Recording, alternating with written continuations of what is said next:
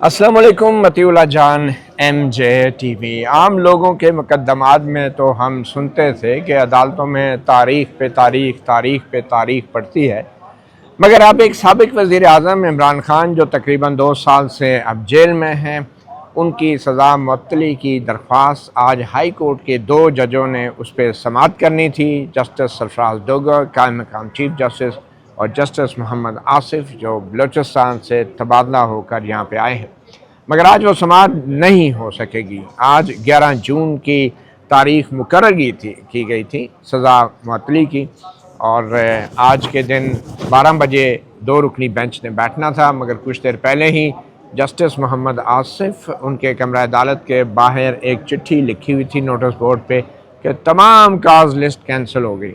और फिर फ़ोन मिलाया गया जब, तो उनके अमले ने बताया कि वो 2 रुकनी बेंच की समाअत भी मुलतवी हो गई है।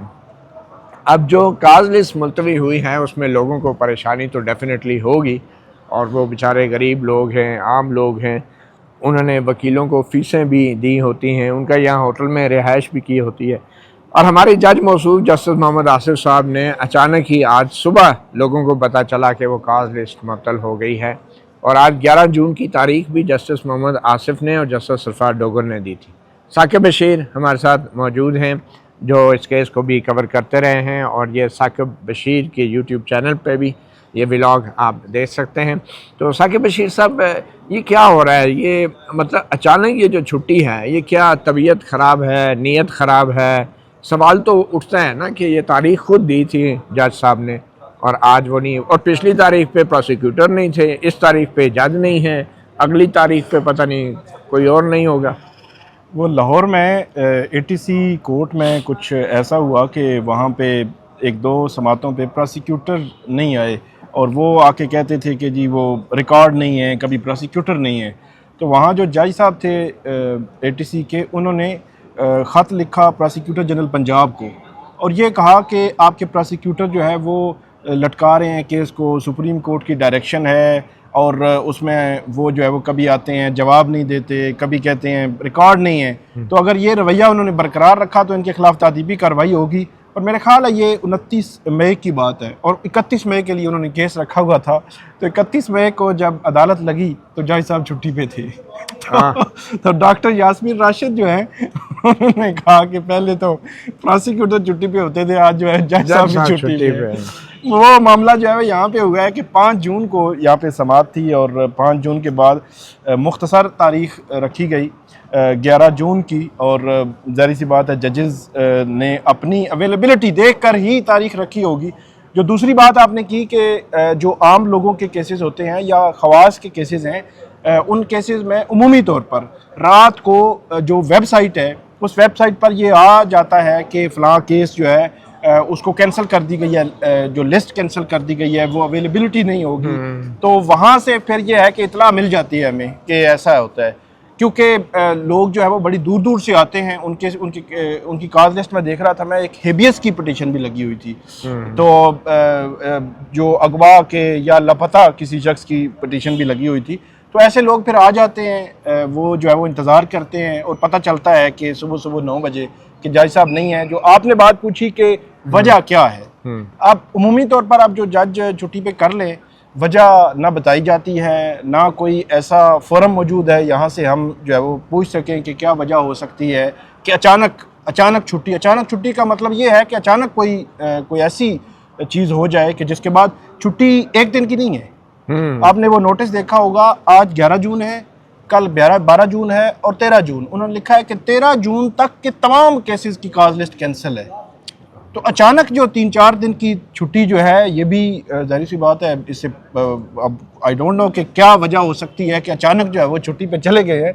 लेकिन ये है कि 190 मिलियन पाउंड केस में ये केस बड़ी मुश्किल से इन्होंने फिक्स करवाया था। इसके पीछे एक पूरी दास्तान है, और मेरा ये ख्याल है कि अब PTI को एक दफ़ा फिर ये केस लगवाने के लिए पूरी तगोदो करनी पड़ेगी, क्योंकि काज लिस्ट तो कैंसिल हो गई है। नेक्स्ट डेट कौन सी होगी वो तो दी नहीं गई। उमूमी तौर पर ऐसा होता है कि अदालतें जो इस किस्म की काज लिस्ट जब कैंसिल हो जाती है तो कायम मकाम चीफ जस्टिस या कोई भी जो बेंच के हेड होते हैं वो ये कहते हैं कि मुतलका लोग जो हमारा जो स्टाफ है, रीडर है, उनसे मिल लें और नेक्स्ट डेट उनसे पूछ लें तो वो हमने जो इनके केसेस थे, जो मुलाकातों के केसेस थे, उनमें कंटेम्प्ट ऑफ कोर्ट की दरखास्तें थी, वो फिक्स कराने के लिए इन्होंने बहुत कोशिश की थी।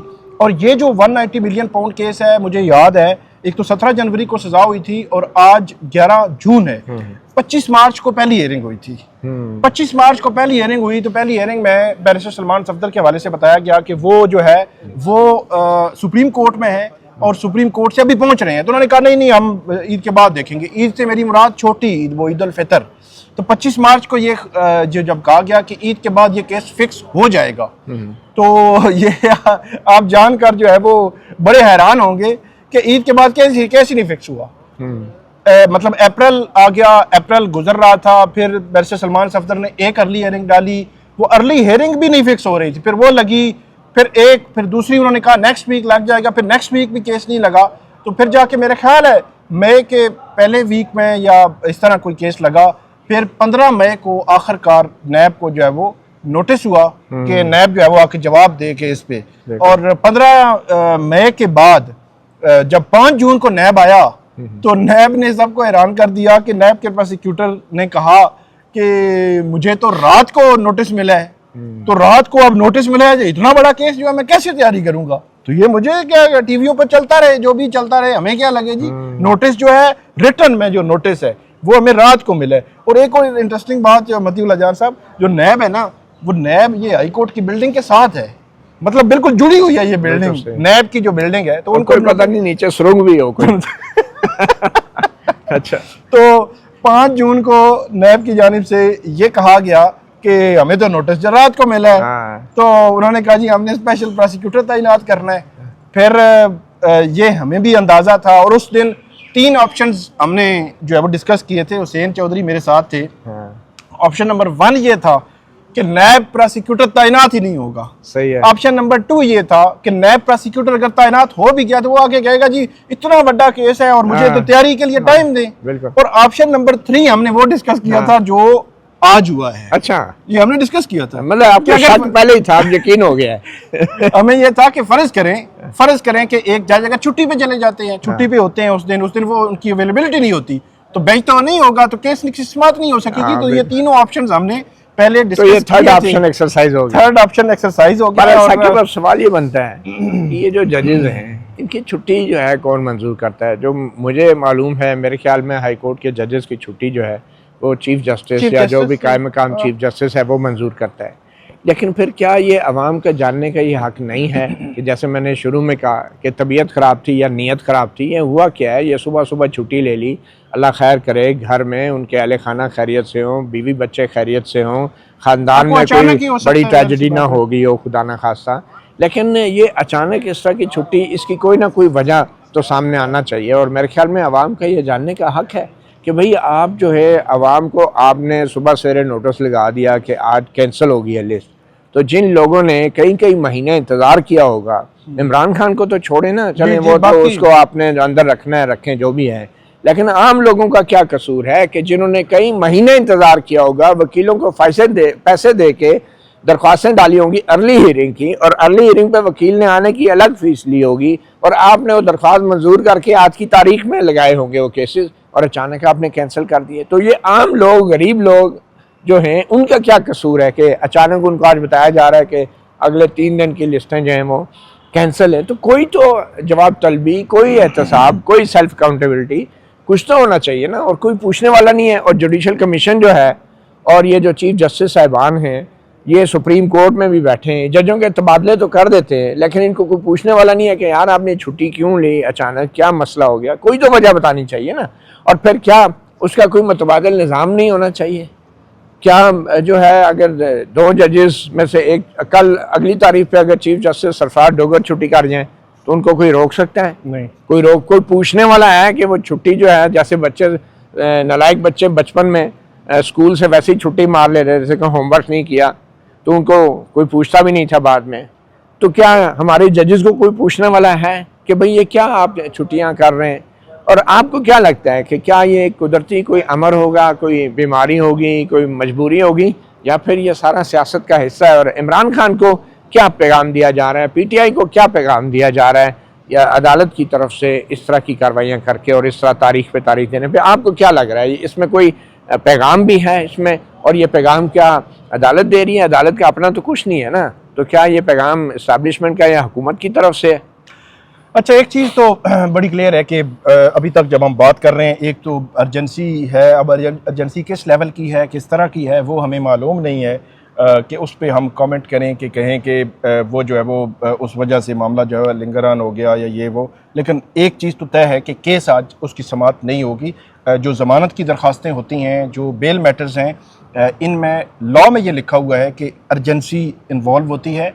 इवन जो छुट्टियाँ होती हैं, उस छुट्टियों के नोटिफिकेशन में ये लिखा होता है कि जो अर्जेंट बेसिस पे जो केसेस जो है वो सुने जाने हैं, रूटीन के केसेस नहीं होंगे, उनमें बेल मैटर भी लिखा होता है। तो छुट्टियों में भी उनको प्रायोरिटी पे रखा जाता है।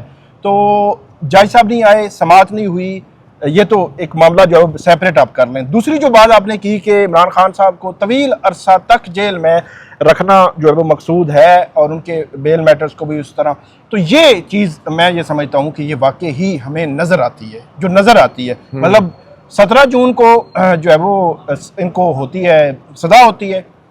25 मार्च को, जिस तरह पहले मैंने आपको बताया कि उनका केस लगता है, क्या वजह है कि 25 मार्च से लेकर 11 जून तक अभी तक ये केस मैच्योर ही नहीं हुआ?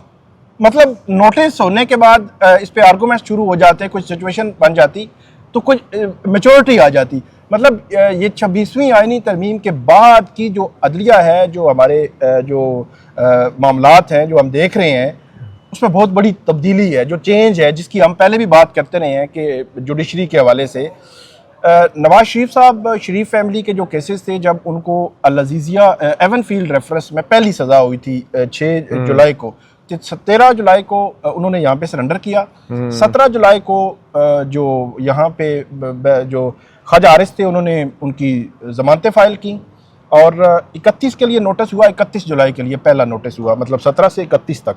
और 2018 की बात करूँ, 2018 इलेक्शन से पहले, इलेक्शन से 25 जुलाई को इलेक्शन था, तो इलेक्शन से पहले 31 जुलाई को उनको पहला नोटिस हुआ नैब को पहली हियरिंग के लिए। और वो केस जो है वो अगस्त और सितंबर 19 दिन, मतलब ये तकरीबन 30 और 19 तकरीबन 49 डेज बनते हैं, उनमें वो केस डिसाइड हो गया। तो मतलब ये है कि उस वक्त हमने ये भी देखा, जस्टिस प्रोसिक्यूटर भी आ गए हैं जस्टिस अतर मिनल्ला जो है, जस्टिस अतर मिनल्ला और जस्टिस मियां गुल हसन औरंगजेब जब वो उस केस की समाअत कर रहे थे। क्या हाल है सर? सर आ जाना। दो बाशी साहब, मुजफ्फर भाई साहब, बाशी साहब, आज केस की हियरिंग नहीं होगी? आज हियरिंग होनी है, केस तो फिक्स है आज। अच्छा, तो आप इंतजार करेंगे जज साहब का? हम तो इंतजार करेंगे, अभी डीबी का टाइम शुरू नहीं लिस्ट तो कैंसिल हो गई है, तो आपको नहीं पता? लिस्ट अभी नोटिस बोर्ड पे देख के आए हैं, हमें तो नहीं पता। नहीं, वो नोटिस बोर्ड पे लिखा तो है लिस्ट का? कोई लिखा नहीं हुआ। नहीं, वो नोटिस लगा है कि तमाम काज लिस्ट कैंसिल है। आपकी खबर होगी। अच्छा, आगे नैब के प्रोसिक्यूटर्स भी हैं, सरदार मुजफ्फर अब्बासी और राफे मकसूद, और आज तो बड़े जल्दी टाइम पे आ गए। शायद इन्हें भी पता है कि जज नहीं आया तो चलो अपनी हाजिरी तो डाल दे, हम तो कहें तो हम तो तैयार थे जी। तो मुझे आपको लगता है सरदार मुजफ्फर अब्बासी ही आज मुकर्रर हुए हैं? जी नहीं, सरदार मुजफ्फर अब्बासी जो है वो नैब कहता है कि हम नैब ने एक इंटरनली एक नोटिफिकेशन किया था, जिसमें 5 रुकनी एक लीगल टीम बनाई गई, जिसमें ये लिखा गया है कि ये 190 मिलियन पाउंड केस की जो सस्पेंशन ऑफ सेंटेंस की एप्लीकेशन हैं वो और उनकी अपीलें, इन दोनों की पैरवी करेंगे नैब की तरफ से। ये नोटिफिकेशन जारी हुआ है, ठीक है, ये मेरे ख्याल 1 जून को या 2 जून को।